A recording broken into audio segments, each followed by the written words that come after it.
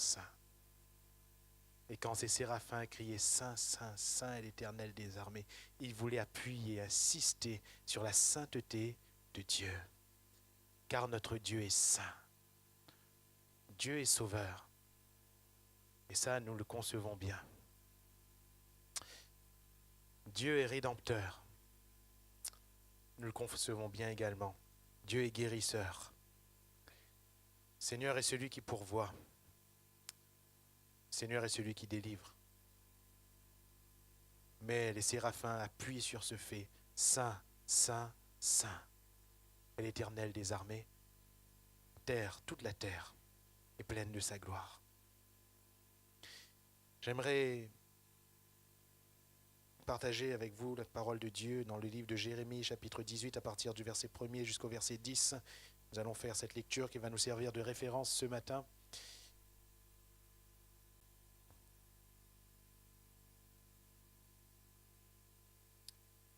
Nous allons voir ensemble une des facettes de la réalité de l'Église, la réalité spirituelle de l'Église. Jérémie 18,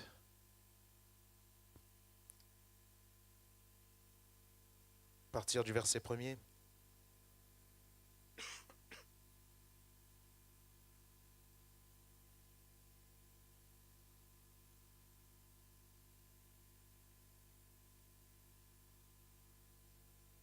Voilà ce qui nous est dit. La parole qui fut adressée à Jérémie de la part de l'Éternel en ces mots. Lève-toi et descends dans la maison du potier. Là, je te ferai entendre mes paroles. Je descendis de la maison du potier, et voici, il travaillait sur un tour. Le vase qu'il faisait ne réussit pas, comme il arrive à l'argile dans la main du potier. Il en refit un autre vase, tel qu'il trouva bon de le faire.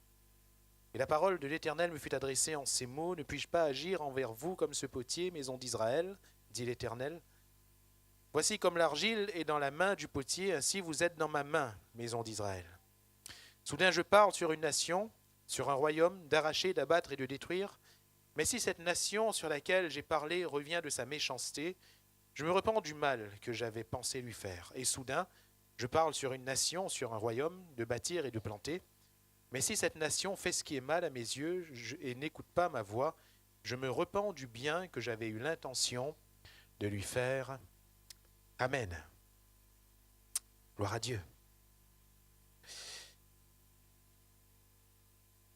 Le Seigneur demande à Jérémie de descendre dans cette maison pour lui montrer un exemple, pour lui décrire une réalité spirituelle, l'œuvre de Dieu.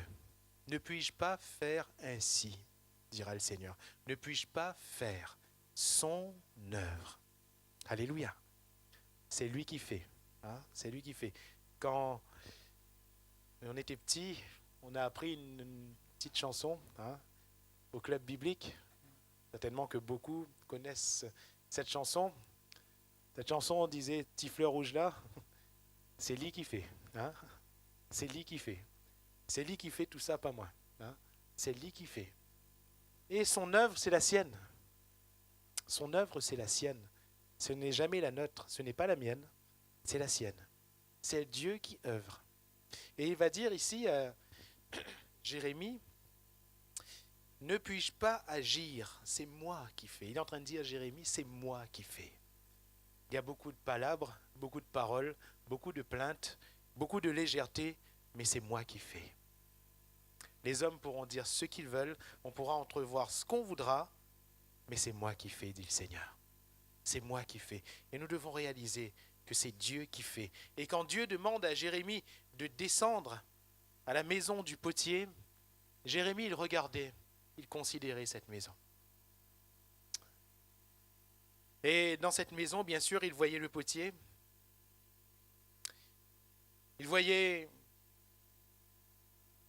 le tour, il voyait l'argile, il voyait les vases qui étaient déjà faits. Et bien sûr, l'argile, ce sont les vases qui ne sont pas encore faits.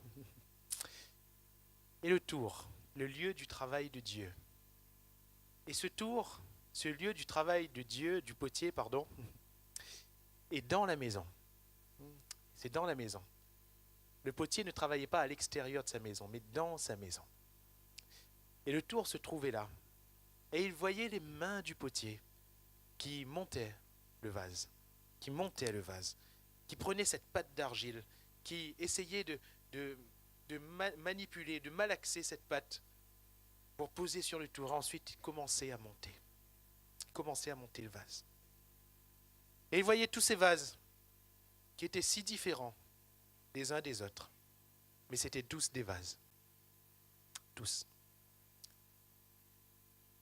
Et puis tout d'un coup, il voit que le potier est en train de monter un vase. Et le texte nous dit ici que le vase ne réussit pas. Vous avez remarqué que le texte ne dit pas « le potier ne réussit pas ». Il est dit « le vase ne réussit pas ».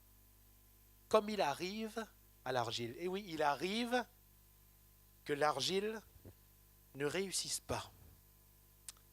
Mais ce qu'il y a de beau, ce qu'il y a de magnifique, c'est que le potier ne jette pas l'argile et qu'il recommence. Alléluia. Et Dieu se plaira toujours à recommencer. Le divin potier, il recommence. Il veut recommencer. Et c'est ce que Dieu dit ici à Jérémie.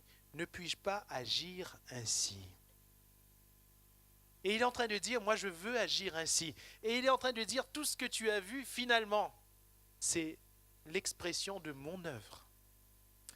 C'est l'exemple de mon œuvre, de ce que je fais. Et mes frères et mes sœurs, quelle est l'œuvre de Dieu ? Jésus va dire, je bâtirai mon église. Je bâtirai mon église. Dans l'absolu, l'œuvre du Seigneur, c'est l'église. Quand Dieu a suscité Abraham, certes, ce n'était pas pour Israël en soi. Non. Israël n'était qu'un chaînon.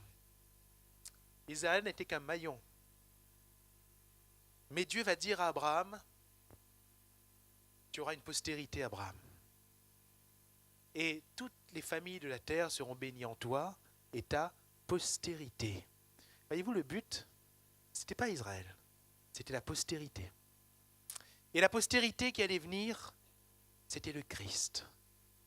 C'était le Christ. Les familles de la terre n'étaient pas bénies en Israël, mais les familles de la terre sont bénies en Jésus-Christ. C'était Christ qui était visé. Et voyez-vous, Christ étant le but, Paul va dire que l'ensemble, c'est un corps. Et le corps de Christ, c'est l'Église. Jésus en est la tête, Jésus en est le chef. Mais quand on regarde à Christ, on voit l'Église. Alléluia. Si vous me regardez, vous me voyez en entier, pas vrai ? Si vous voyez ma tête tout seul, je crois que beaucoup auraient crié, couru. Mais on voit l'ensemble. Vous m'identifiez par rapport à l'ensemble.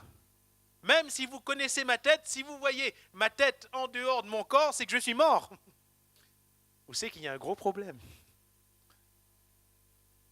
Comprenez que si quelqu'un regarde vraiment à Christ, cette même personne voit obligatoirement l'Église. Quand nous regardons à Christ, nous voyons l'Église. À un moment donné, il a été donné une opportunité à un homme de Dieu qui était arrivé dans une église, dans une assemblée, où manifestement il y avait quelques problèmes. Des anciens s'étaient ligués contre leur pasteur. Et avec ce jeune pasteur qui était invité, ce jeune prédicateur qui était invité, on lui avait dit, eh bien, en aparté, les anciens avaient pris, alors qu'ils faisaient toute une semaine d'édification qui devait se terminer le dimanche. Les anciens qui étaient là, eh bien, étaient allés lui voir dans un coin le premier soir en disant, vous savez, c'est nous qui choisissons notre pasteur. Ça, ce n'est peut-être pas la meilleure des choses, mais bon. C'est nous qui choisissons notre pasteur. Alors, on veut te dire qu'à la fin de cette semaine, ce dimanche, alors que toute l'église sera rassemblée, nous allons virer l'autre. Et on va te présenter toi comme notre pasteur, si tu es d'accord. Qu'est-ce que t'en dis ? Vous savez, il était jeune, ce prédicateur. Il se sentait un peu flatté, encouragé. Alors, dans l'élan, il s'est dit, mais pourquoi pas? C'est une belle église, pourquoi pas? Et les soirées se suivaient. Cet homme prêchait, prêchait. Et arrivé le samedi, c'était un jour de repos, et le lendemain, il devait y avoir, entre guillemets, le sacre, hein, le dimanche matin. Donc, et le soir, il va faire un rêve. Il va avoir une vision.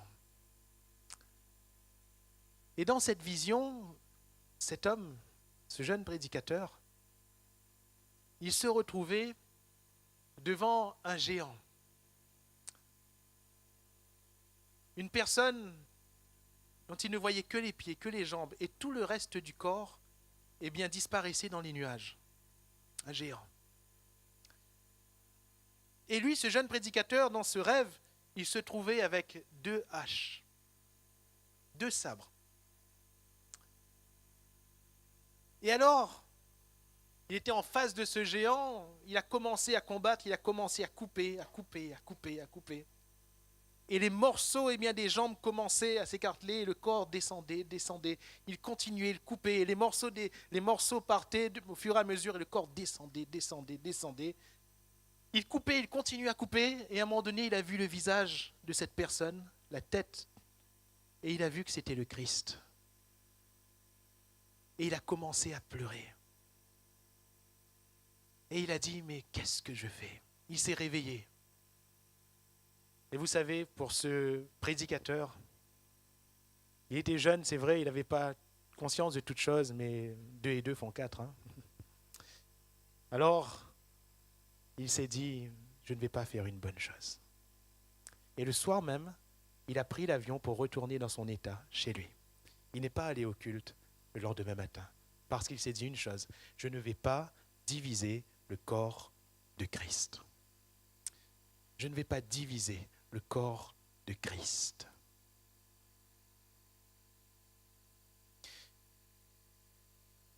Comment voyons-nous Christ? Comment voyons-nous l'Église qui est le corps de Christ? Il nous est parlé ici de la maison du potier. Et le potier, c'est Dieu. Le divin potier, c'est le Seigneur. Il s'identifie au potier en disant, ne puis-je pas, moi, faire ainsi? Et la maison du potier, c'est la maison de Dieu. Alléluia. La maison de Dieu. Et la maison de Dieu, c'est l'Église. Paul va dire à Timothée, dans sa première épître, chapitre 3, verset 14, « Je t'écris ces choses avec l'espérance d'aller bientôt vers toi, mais afin que tu saches, si je tarde, comment il faut se conduire dans la maison de Dieu, qui est l'Église du Dieu vivant, la colonne et l'appui de la vérité. » Alléluia. La maison de Dieu, qui est l'Église du Dieu vivant. La maison de Dieu. C'est-à-dire là où Dieu habite. Alléluia. Ma maison, c'est là où j'habite. Si je vous dis de venir à ma maison et que je vous amène à la maison de quelqu'un d'autre, il y a un problème. La maison de Dieu, c'est là où Dieu habite. Alléluia. Et Dieu habite ici. Dieu habite au milieu de nous. Dieu n'habite pas des temples faits de main d'homme. Mais il le dit qu'il habite, qu'il descend, qu'il habite. Là où 2 ou 3 sont rassemblés en son nom. C'est Jésus qui le déclare. Sa maison, c'est là. La maison de Dieu, qui est la colonne et l'appui de la vérité. La maison de Dieu, c'est l'Église. Et comment est-ce que Dieu qualifie cette maison? Comment devons-nous voir cette maison, agir vis-à-vis de cette maison? Jésus va dire dans l'évangile de Matthieu, chapitre 21, verset 13, et cela va être repris à plusieurs reprises, c'est même une reprise. Cette parole est même une reprise des paroles des prophètes. Et il leur dit, il est écrit, ma maison sera appelée une maison de prière. Alléluia. Mais vous en faites une caverne de voleurs. Ailleurs, il est dit une maison de trafic. De trafic. On peut faire tellement de choses dans la maison de Dieu, tellement. Mais s'il n'y a pas la prière, c'est du trafic. Vous savez, j'aime tout ce qui se fait de la maison de Dieu. J'aime toutes les actions que l'Église mène. Alléluia.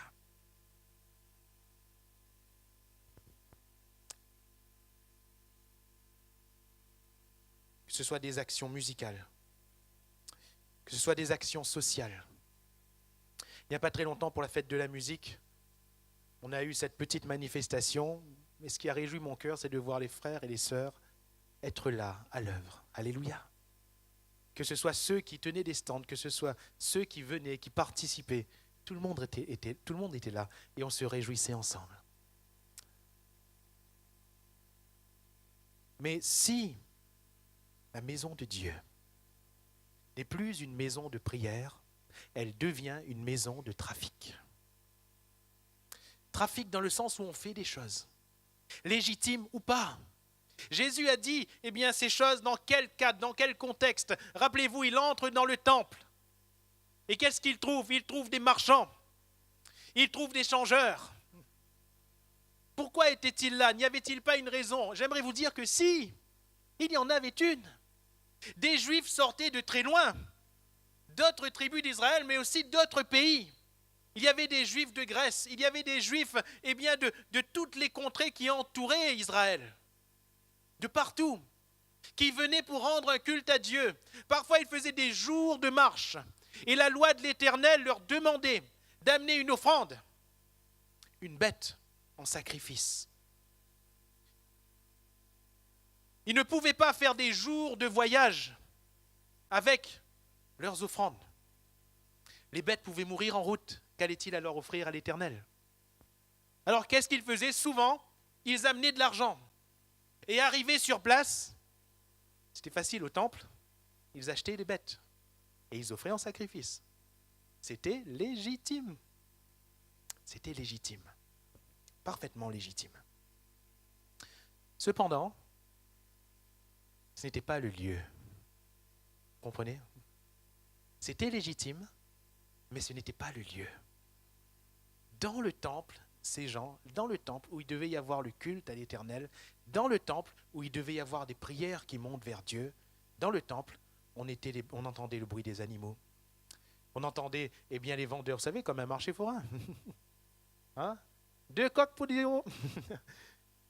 Et ils criaient, venez ici, ils criaient dans ce temple. Il y avait un trafic, mes amis. Et cela a irrité le Seigneur. Cela a irrité le Seigneur. Mes frères et mes sœurs, ne considérons pas la bâtisse. Nous ne sommes plus sous cette alliance. Mais nous considérons l'œuvre de Dieu. Béni soit le Seigneur pour la louange, pour l'adoration, pour la musique, pour toute manifestation. Mais s'il n'y a plus la prière, ça devient du trafic. Ça devient des œuvres pour les œuvres. Vous comprenez? Mais qui n'a aucun écho dans le ciel. La seule chose qui est écho dans le ciel, mes frères et mes sœurs, ce sont nos prières. Ma maison sera appelée une maison de prière. Pas une prière faite à un homme, à un Dieu, à une idole. La prière faite à Dieu, dans le nom de Jésus, par le Saint-Esprit. C'est pour cela que nous avons dit ce vendredi, et nous rappellerons cette annonce un peu plus formellement tout à l'heure, qu'à partir de dorénavant, le vendredi soir sera consacré à la prière. Consacré à la prière. Nous avons déjà le mardi, midi, gloire à Dieu, mais pas tous peuvent venir. Ça, c'est une réalité aussi. Nous avons le samedi matin, gloire à Dieu, mais le samedi matin, on n'est qu'à 4, 5, 6, 7. Certainement qu'après la fatigue de la semaine, beaucoup se reposent. On peut comprendre. L'Église s'adapte, il n'y a pas de problème. On s'adapte. Je crois que le vendredi soir, tous on peut dire, je mets cela à part. C'est l'heure de la prière. Alléluia. Même si on est en retard, même si on voit il est 6h30, pas loin de 7h, on vient. On aura quand même une demi-heure, 1 heure de prière. Mais on vient. Le temps de la prière. Et on va, disais-je ce vendredi, élever le niveau de la prière. Non pas que le niveau était bas, non pas que quand on prie, le niveau est bas. Ce n'est pas un jugement que je porte, mais trop souvent, trop souvent, on prie pour nous, on prie pour soi, alors que le Seigneur nous demande de prier pour le royaume. Cherchez premièrement le royaume de Dieu et sa justice. Et Jésus nous promet, toutes choses vous seront données par-dessus. Alléluia. Toutes choses. Ne vous inquiétez ni de ce que vous serez vêtus, ni de quoi vous serez nourris, mais toutes choses vous seront données par-dessus si vous cherchez premièrement le royaume de Dieu et sa justice. Ma maison sera appelée une maison de prière. Et ça va faire toute la différence. Toute la différence. Si le peuple de Dieu prie, les actions d'évangélisation seront puissantes. Si le peuple de Dieu prie, les actions sociales porteront du fruit. Si le peuple de Dieu se rassemble et prie, les chants, la louange sera du tonnerre, du feu. Si le peuple de Dieu prie, Dieu s'engage. Et il dit, si mon peuple sur qui est invoqué mon nom s'humilie, prie, cherche ma face, se détourne de ses mauvaises voies, alors je l'exaucerai des cieux. 1. Je pardonnerai ses fautes. 2. Et je guérirai son pays. Alléluia. Nous prions pour la ville. Nous prions pour l'île. Nous prions. Mais voulons-nous chercher le royaume de Dieu et permettre à ce que ce royaume avance. Ma maison sera appelée une maison de prière. Il est temps, frères et sœurs, que nous revenions à cette valeur essentielle, la prière. Deuxièmement, concernant cette maison, la Bible nous parle du zèle de la maison du Seigneur. Ses disciples se souvinrent, Jean 2, 17, se souvinrent qu'il est écrit « Le zèle de ta maison me dévore ». Ma maison sera appelée une maison de prière. Deuxièmement, une maison de zèle. Le zèle de ta maison. Ou si vous préférez, le zèle pour ta maison. Et le véritable chrétien, c'est celui qui est animé d'un feu pour la maison du Seigneur.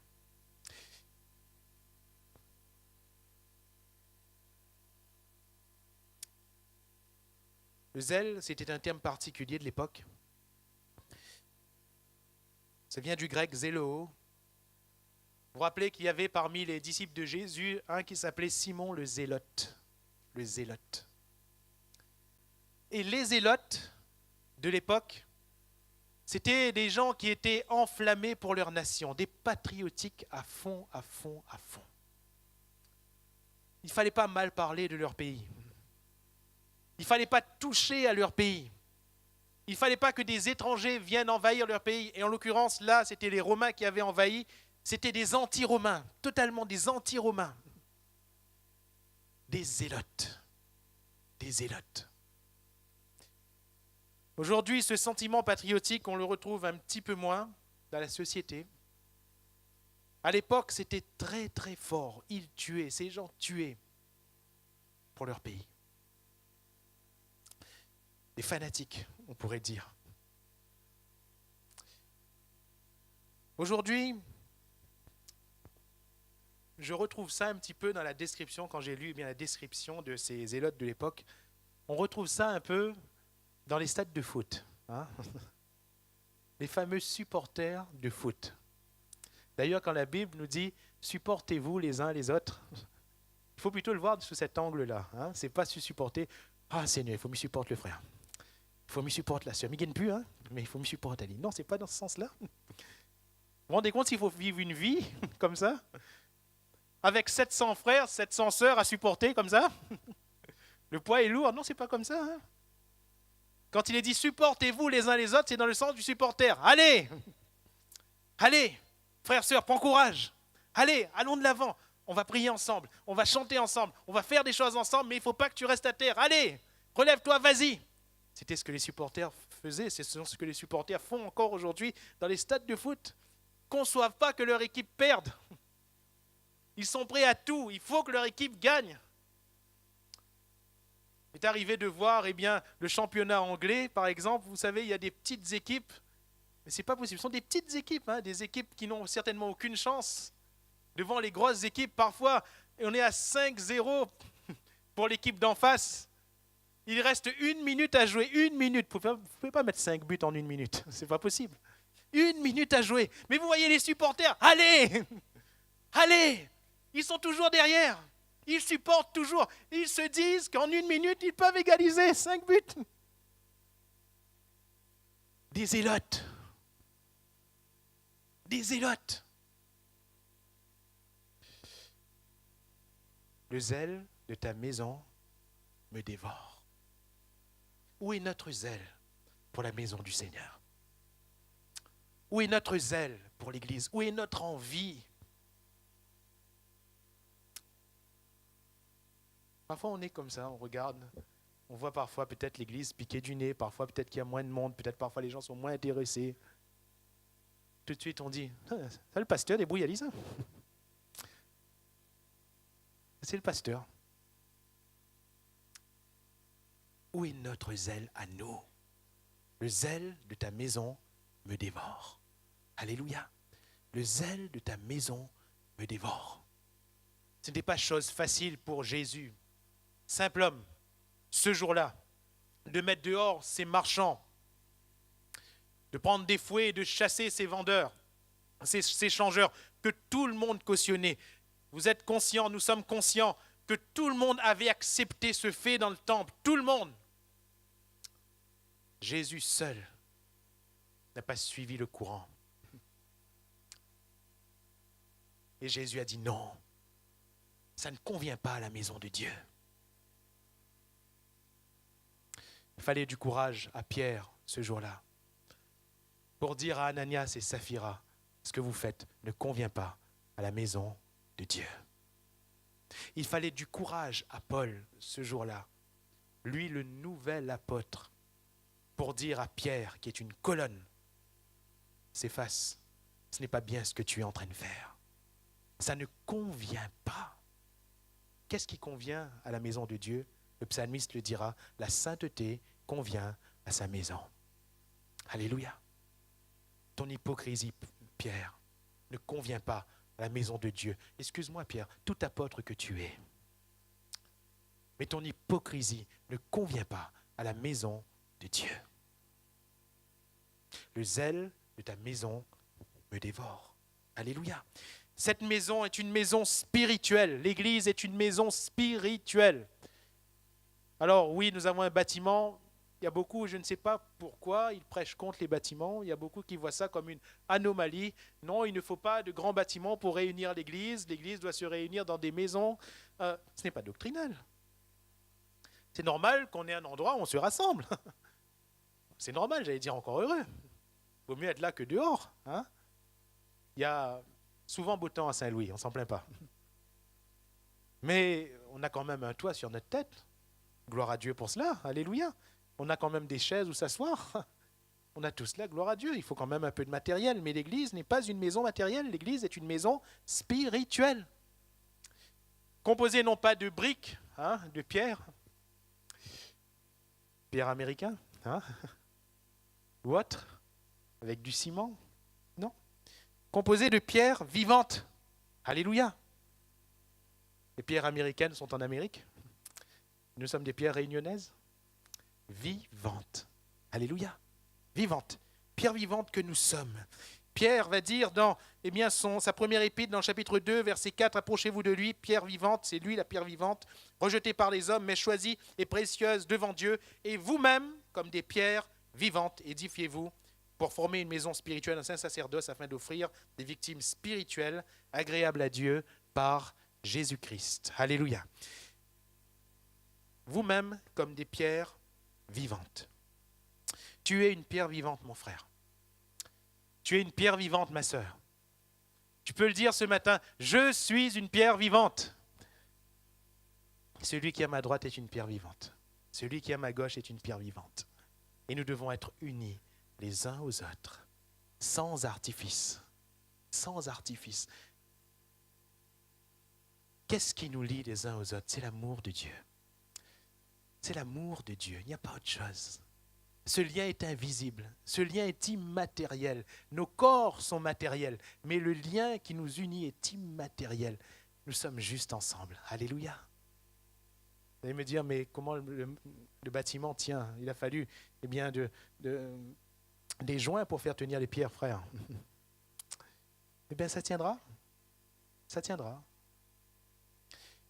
Nous étions en métropole, on a vu un vestige du temps romain, pont du Gard, pour ceux qui connaissent, pont du Gard. Et il y avait des parties qui étaient érigées, tenez-vous bien, juste avec des pierres, les unes contre les autres, et les unes sur les autres. Aucun ciment, aucun joint, rien du tout qui relie les pierres entre elles, rien du tout, juste à côté, et l'un dessus l'autre. Les pierres étaient juste unies, comme cela, et les bâtiments ont tenu jusqu'aujourd'hui. Jusqu'aujourd'hui.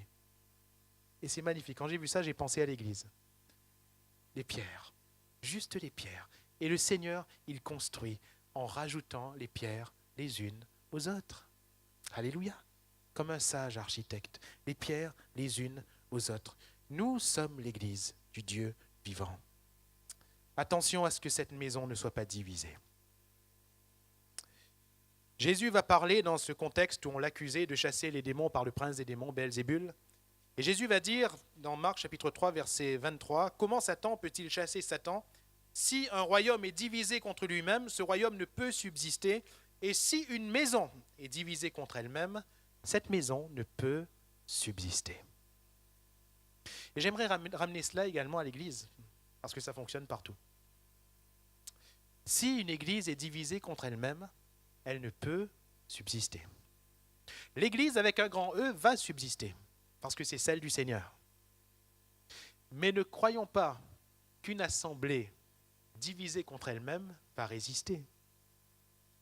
Si nous nous divisons entre nous, nous sommes en train de nous détruire, en réalité de nous détruire.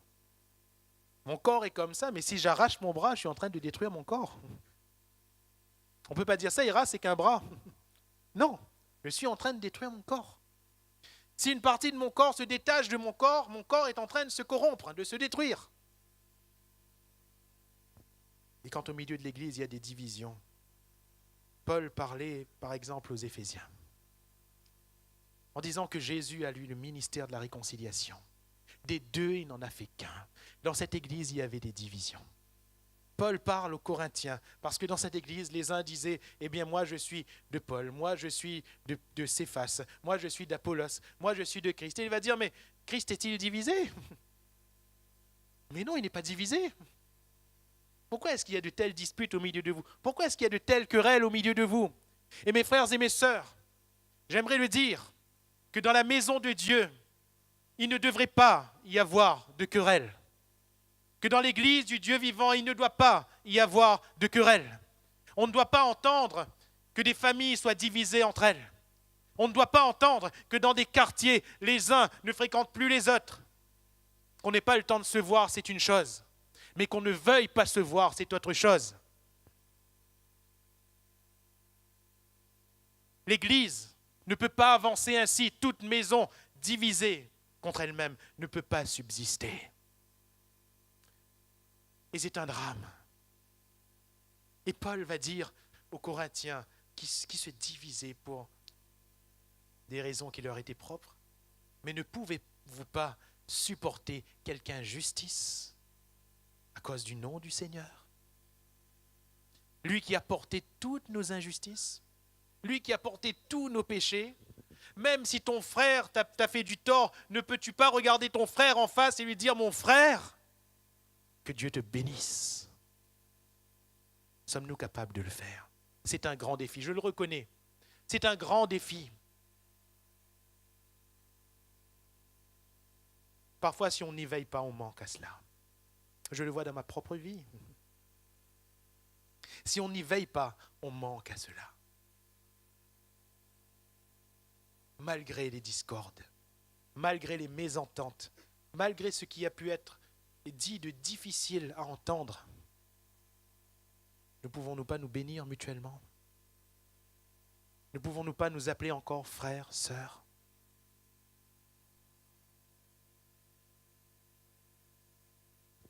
Posons-nous la question, dans ce que le frère ou la sœur a fait contre moi, est-ce que le frère ou la sœur a agi contre l'Église, contre le nom du Seigneur ou contre ma personne ? Si c'est contre ma personne, souvenons-nous que Christ, contre sa personne, il a tout accepté. Tout. Il a tout porté et il a tout pardonné. Père, pardonne-leur, car ils ne savent ce qu'ils font. Qu'est-ce qu'ils ont fait? Ils lui ont craché au visage. Est-ce que si un frère me crache au visage, est-ce que je vais lui regarder comme ennemi de Christ? Bien sûr qu'il ne doit pas le faire. Mais s'il arrive une situation où il l'a fait, est-ce que je suis capable de dire, Père, pardonne-lui. Pardonne-lui cette offense, car il ne sait pas ce qu'il fait. Il est dans une colère, il est dans une amertume, il est aveuglé, il ne sait pas ce qu'il fait. Est-ce que je suis capable de lui dire, frère, ce que tu m'as fait là n'est pas bien, parce qu'il faut appeler le mal, il faut appeler un chat, chat. Ce que tu m'as fait là n'est pas bien. Et j'aimerais te dire que je continue à prier pour toi, et que je continuerai à t'appeler frère. Est-ce que nous sommes capables de le faire? Une maison divisée contre elle-même ne peut pas subsister. Alléluia. Rappelons-nous toujours que dès le moment où nous sommes en train de consommer une querelle avec une seule pierre vivante, avec un seul frère, une seule sœur, on est en train d'amener la maison à se diviser. Et une maison divisée ne peut pas subsister. Dans cette maison, le potier y travaille. Et j'aimerais dire que dans la maison de Dieu, Dieu y travaille. Alléluia. C'est le lieu de travail de Dieu. Le potier ne travaille pas en dehors de sa maison, il travaille dans sa maison. Et Dieu est toujours dans sa maison. Alléluia. Toujours. Jean va dire dans cette vision de l'Apocalypse, chapitre 1er, verset 12, « Je me retournai pour connaître quelle était la voix qui me parlait. » Il entend une voix.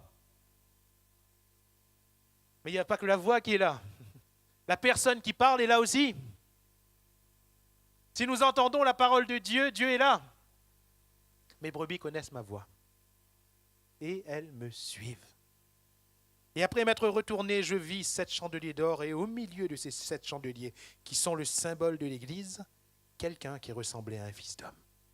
Au milieu de ces chandeliers, Jésus s'y trouve. Alléluia. Jésus est là. Nous ne le voyons pas en chair et en os, mais il est là. J'aimerais dire, même si nous ne le voyons pas matériellement, il est plus là que beaucoup qui sont là.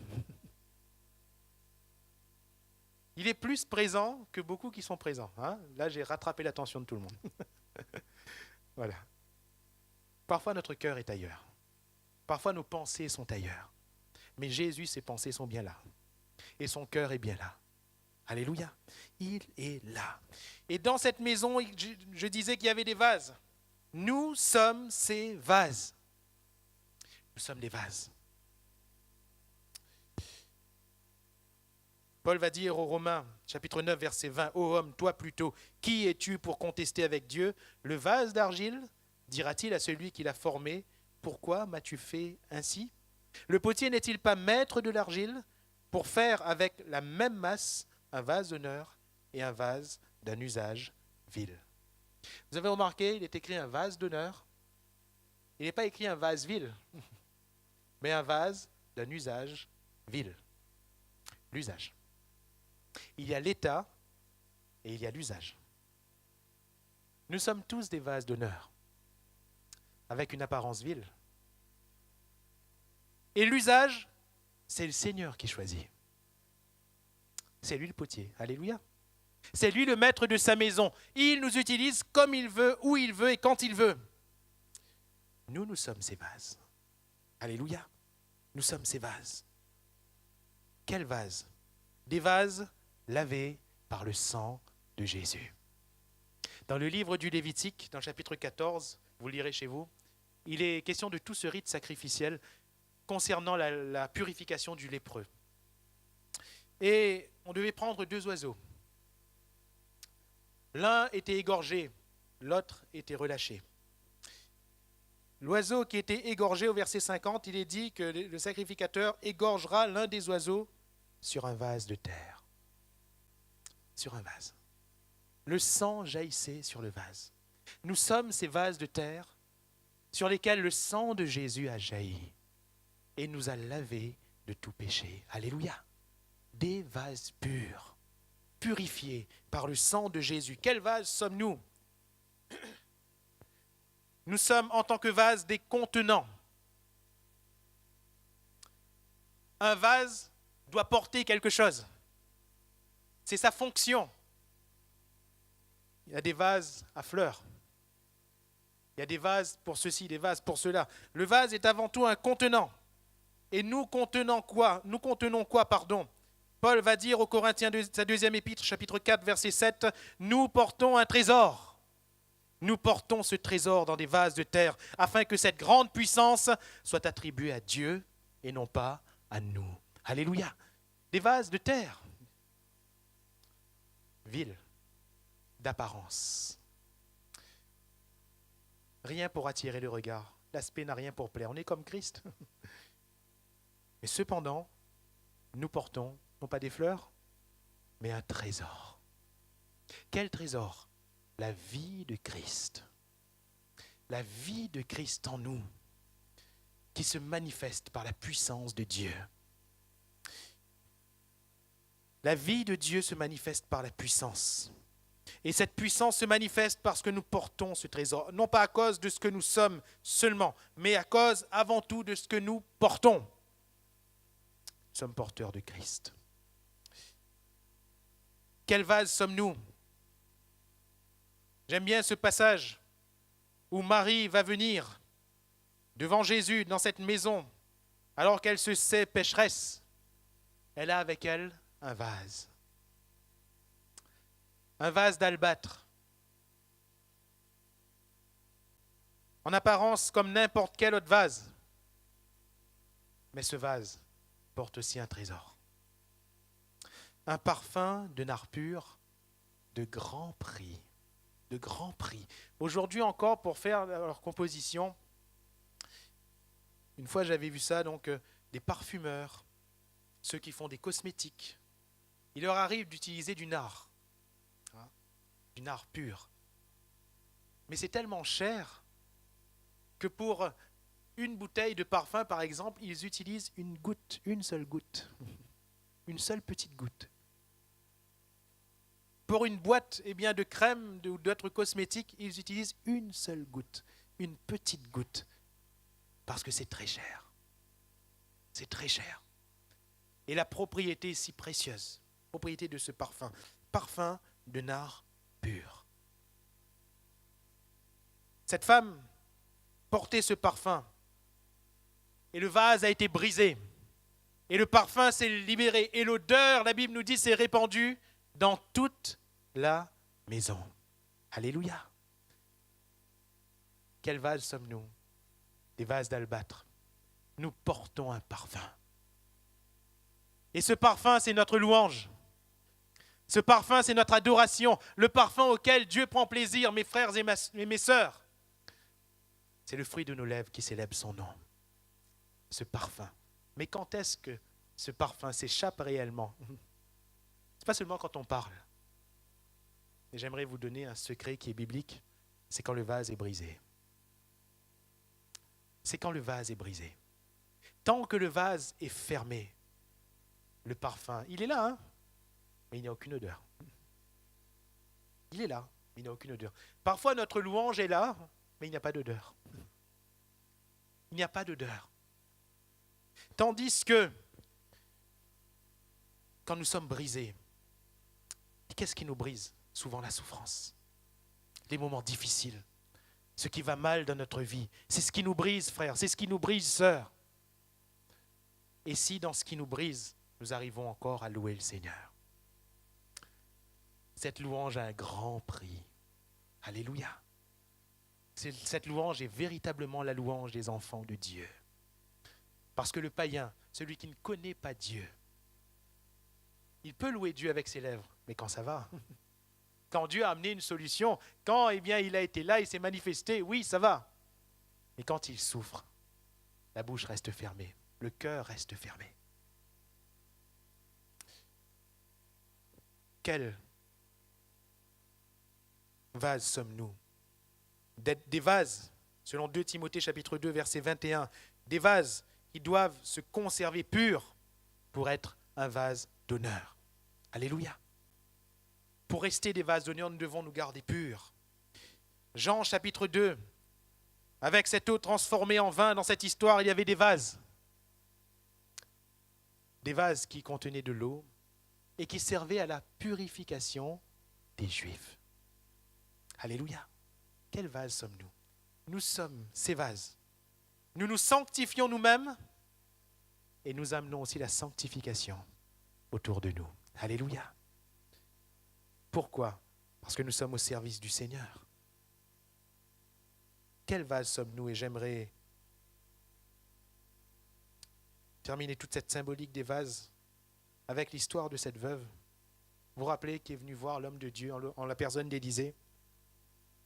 Son mari qui était fils des prophètes, fils, c'est-à-dire disciple, et qui était décédé avec des dettes, de grandes dettes. Elle avait les huissiers qui devaient venir et son fils devait être vendu comme esclave. Alors elle va venir vers cet homme de Dieu. Cet homme de Dieu va lui dire, mais qu'as-tu à la maison? Un vase d'huile. Elle avait un vase d'huile. Un vase d'huile. Alors, l'homme de Dieu va lui dire, demande aux voisins d'autres vases.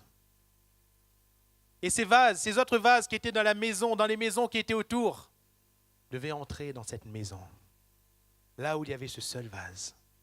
Et ces autres vases étaient entreposés là, autour de ce vase. Ce vase était différent des autres vases, parce que ce vase contenait de l'huile, ces autres vases étaient vides. Ces autres vases venaient de l'extérieur et sont entrés dans cette maison. Ces autres vases étaient vides. Et l'homme de Dieu va dire à cette veuve, ensuite, quand tu auras demandé ces vases, pas un petit nombre, un grand nombre, tu vas prendre le vase d'huile et tu vas commencer à verser l'huile. Un vase, 2 vases, 3 vases. Et voyez-vous, dans ce vase numéro 1, l'huile ne diminuait pas. L'huile était toujours là. Ce vase était toujours plein d'huile. Et il y avait un autre vase qui était plein d'huile à son tour, un autre qui était plein d'huile à son tour, un autre qui était plein d'huile. Tous les vases de la maison étaient pleins d'huile.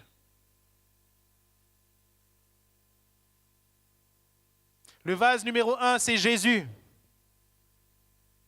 Car il a reçu l'onction, le Saint-Esprit sans mesure.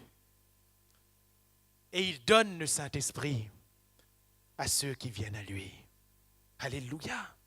Nous sommes des vases remplis d'huile, du Saint-Esprit. Nous sommes venus dans cette maison, la maison de Dieu, alors que cette maison, ne nous connaissait pas.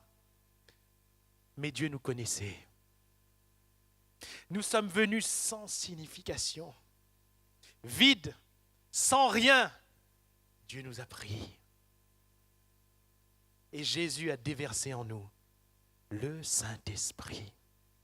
Cet esprit qu'il chérit.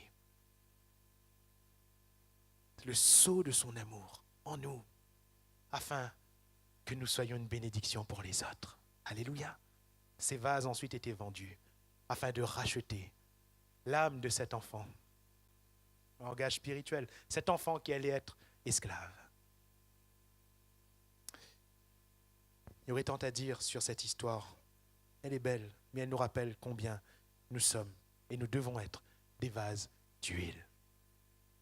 Pas avec un peu d'huile. Ça, c'est l'autre veuve avec Élie. Lui, il a pu manger des gâteaux, tant mieux pour lui. Mais le vase plein d'huile, rempli d'huile, a rempli d'autres vases. Et quand les vases étaient pleins, les âmes ont pu être rachetées. Alléluia. Quel vase sommes-nous?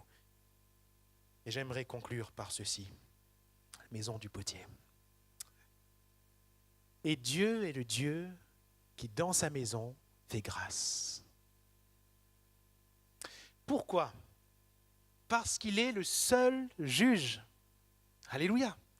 Il n'y a que le potier qui ait pu juger, eh bien, que le vase est manqué ou pas. Et il n'y a que lui qui a pu décréter, je vais recommencer. Dieu est seul juge, et croyez-moi, au milieu de nous, il est juge.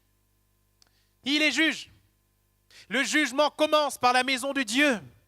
Jésus déclarera ceci. Non, c'est Jean-Baptiste qui va le déclarer. Déjà, la cognée est mise à la racine des arbres. Tout arbre qui ne porte pas de bons fruits sera coupé et jeté au feu. Il ne s'agit pas de l'extérieur, il ne s'agit pas du monde, car aucun arbre de ce monde, spirituellement parlant, ne peut porter du fruit. Ceux-là seuls qui peuvent porter du fruit sont ceux qui ont reçu la vie. Nous avons reçu la vie.